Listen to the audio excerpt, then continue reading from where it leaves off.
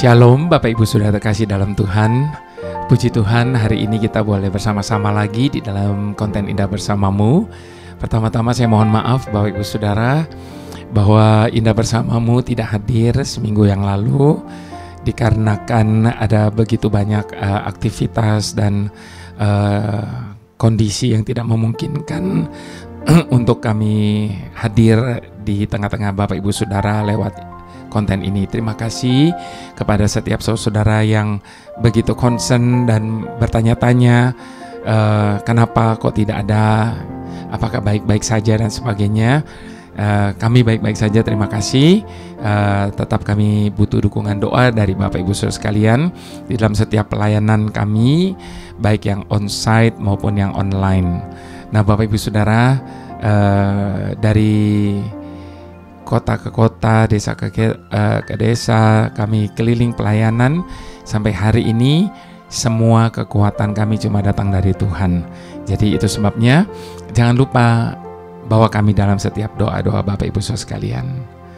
Nah, tema kali ini saya mau beri judul lukisan hidup. Bapak Ibu Saudara, kalau kita memperhatikan orang melukis, tentunya kita tidak bisa melihat dia melukis hanya di awalnya saja atau bahkan di pertengahannya. Kita harus melihatnya pada endingnya, hasil akhirnya. Ketika semua warna dipadukan, maka baru kita bisa lihat bahwa at the end semuanya menjadi begitu indah. Nah, begitu juga dengan karya Tuhan dalam hidup kita. Mungkin hari ini kita merasa seperti Tuhan sedang tidak buat apa-apa dalam hidup kita. Seakan-akan Tuhan berdiam diri. Bapak Ibu Saudara, yakinlah bahwa di belakang kita Dia terus berkarya menjadikan segala sesuatu indah pada hidup kita. Itu sebabnya sabarlah, karena kita akan melihat pada akhirnya bagaimana Tuhan menyelesaikan semuanya sempurna, rancangannya atas hidup kita. Apa rancangan Tuhan atas hidup kita? Selalu yang terbaik, masa depan yang penuh pengharapan. Apapun kondisi hari ini, tetap itulah rancangan Tuhan atas hidup kita. Mari kita satukan hati berdoa. Bapa, kami mengucap syukur kalau saat ini Tuhan, tangan-Mu sedang melukis hidup kami. Berikan kami kesabaran untuk menantikan hasil akhir dari karya-Mu. Sementara kami menjalaninya dari hari ke hari, biarlah kami boleh terus memandang kepada rancangan-Mu yang sempurna atas hidup kami. Demikian sempurnanya rancangan-Mu atas hidup kami, sampai-sampai seringkali pikiran kami tidak mampu untuk menyelaminya. Bapa, kami mau serahkan semuanya ke dalam tangan-Mu, karena kami percaya Engkaulah pemilik hidup kami, dan Engkau yang paling bertanggung jawab dengan hidup kami. Dan apapun yang Kau buat, apapun yang Kau izinkan terjadi atas hidup kami percaya rancangan-Mu tidak pernah buruk, rancangan-Mu tidak pernah jahat, dan itu alasan bagi kami untuk kami boleh menerima segala keputusan-Mu. Apapun yang Kau kerjakan, apapun yang Kau izinkan terjadi dalam hidup kami mau setuju. Yang setuju mari sama-sama katakan amin. Kita mau buka Yeremia 29 ayat ke-11 sampai ke-14. Ayat yang sudah terlalu sering kita baca, bahkan mungkin kita hafal. Ayat ke-11, sebab aku ini mengetahui rancangan-rancangan apa yang ada padaku mengenai kamu. Demikianlah firman Tuhan, yaitu rancangan damai sejahtera dan bukan rancangan kecelakaan, untuk memberikan kepadamu hari depan yang penuh harapan. Dan apabila kamu berseru dan datang untuk berdoa kepadaku, maka aku akan mendengarkan kamu.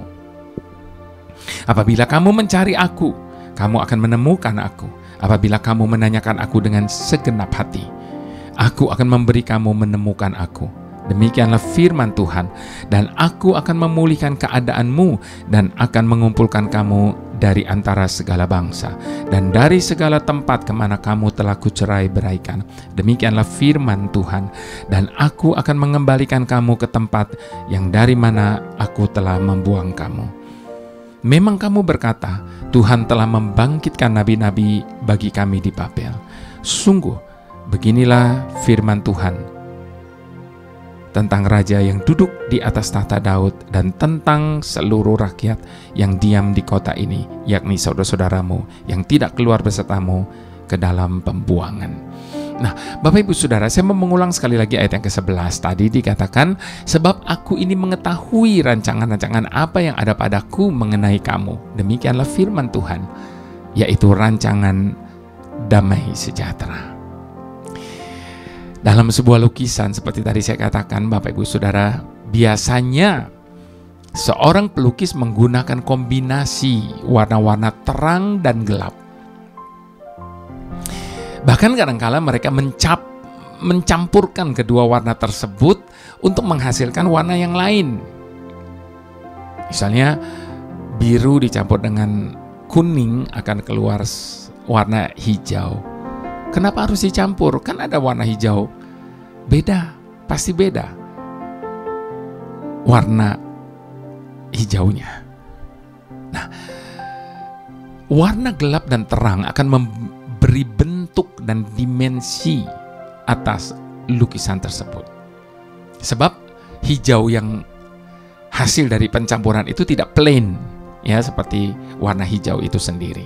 Namun bukan itu saja, Bapak Ibu Saudara, warna-warna tersebut juga menunjukkan emosi di dalamnya. Itu sebabnya seringkali kita menemukan orang yang sedang galau, berkecamuk perasaannya, sedang sedih. Seringkali mereka melampiaskannya dengan melukis. Kenapa demikian?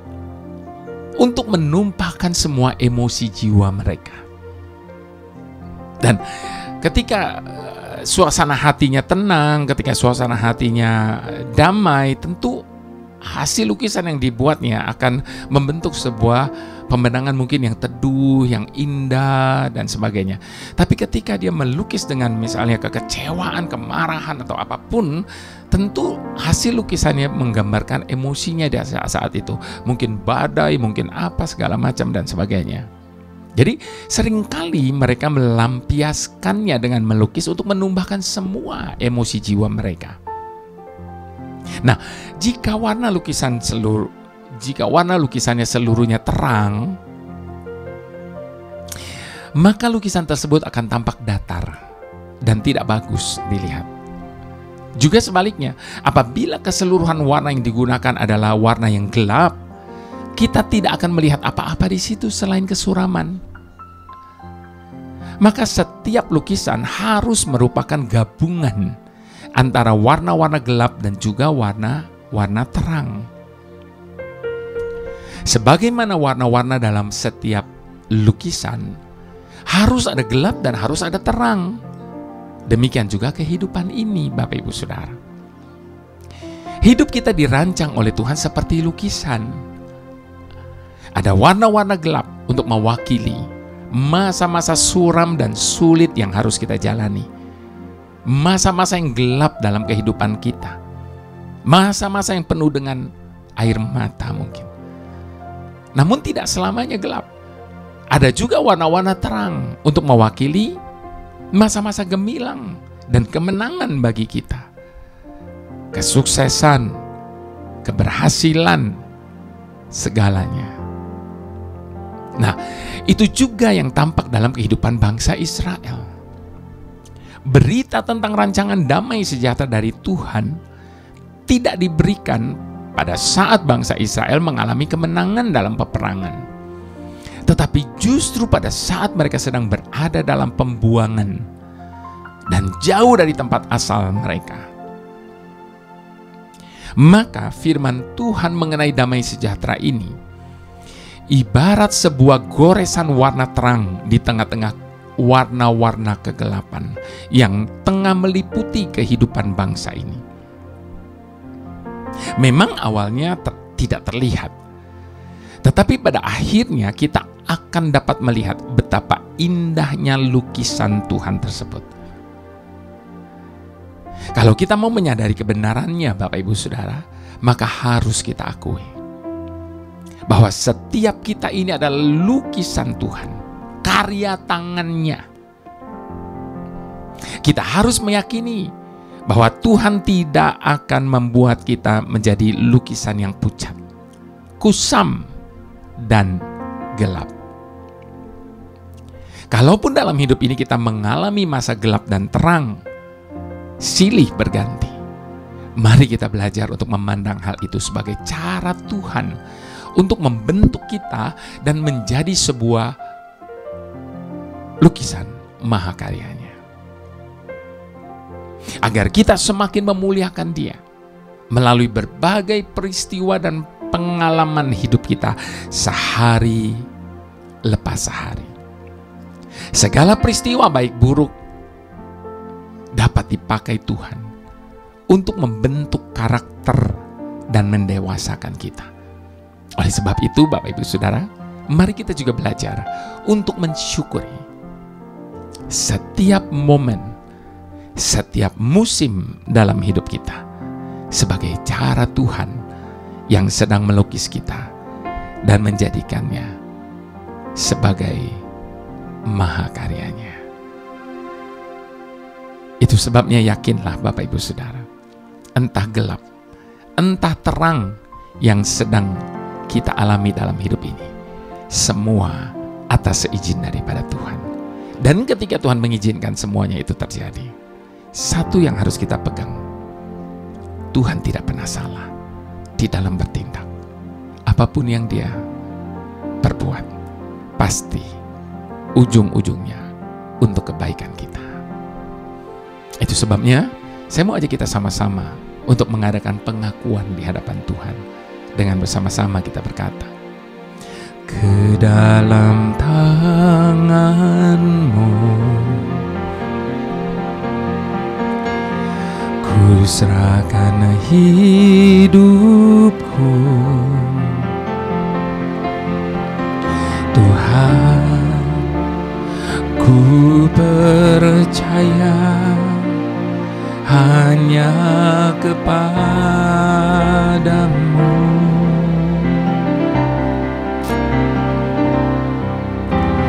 Jauh melebihi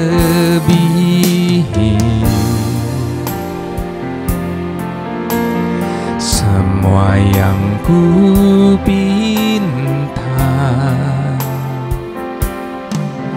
Bapa, ku berserah hanya kepadamu.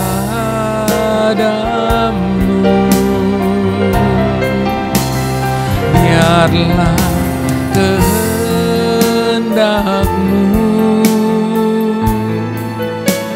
yang jadi atasku. Engkau yang mendengar seruan doaku.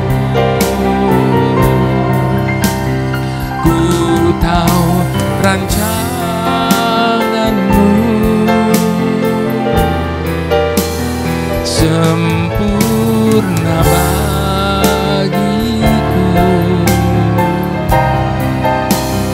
dan aku percaya Tuhan tak pernah salah. Sekali lagi Bapak Ibu Saudara, Tuhan tidak pernah salah. Mengapa kita bisa yakin ini? Karena Dia adalah Tuhan yang benar. Kebenarannya membuat Dia tidak akan pernah sekalipun melakukan kesalahan atas hidup kita. Jadi apapun keputusannya, apapun yang Dia buat, apapun yang Dia sedang izinkan terjadi dalam hidup kita hari ini, ngerti nggak ngerti, tetap setuju. Sebab semuanya akan indah pada waktunya. Mari sekali lagi sama-sama katakan, ke dalam tangan-Mu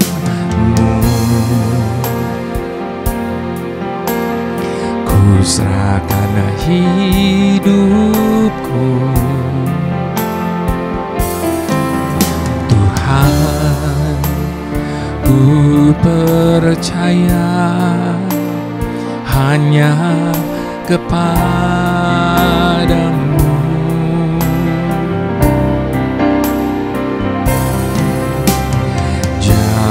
melebihi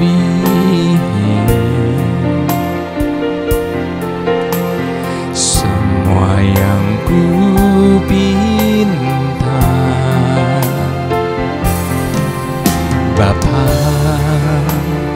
ku berserah hanya kepadamu.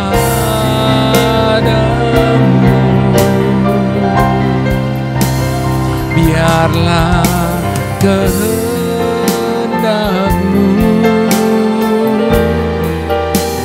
yang jadi atasku. Engkau yang mendengar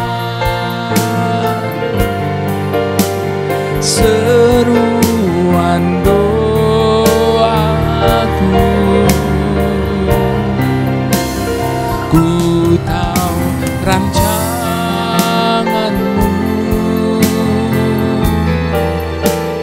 sempurna bagiku, dan aku percaya Tuhan tak pernah salah.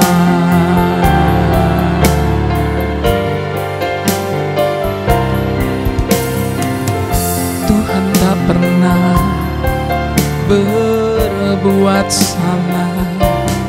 Kami percaya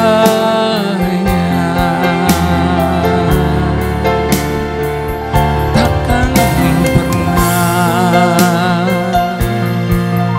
salah. Kami percaya.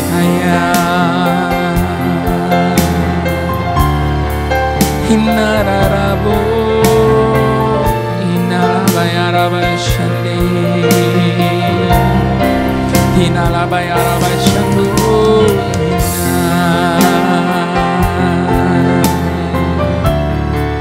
selamanya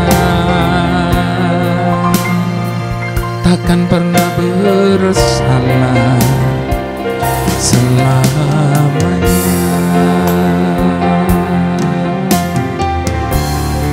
Tuhan pemilik dan pemelihara hidup kami,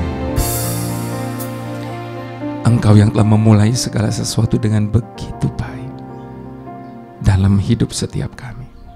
Kami yakin dan percaya Engkau tidak pernah bekerja separuh jalan. Engkau pasti akan melanjutkan karya-Mu atas hidup kami hari ini dan seterusnya. Engkau yang telah merancangkan segala sesuatu dalam rancangan-Mu yang begitu sempurna. Kami percaya tidak akan ada satupun dari rancangan-Mu atas hidup kami yang bisa gagal. Engkau yang telah berjanji bahwa Engkau adalah Tuhan yang selalu menyertai kami. Kami percaya itu terjadi di segala musim dalam hidup kami. Melewati segala keadaan, Engkau yang telah berjanji bahwa Engkau tidak akan pernah membiarkan kami bergumul sendiri.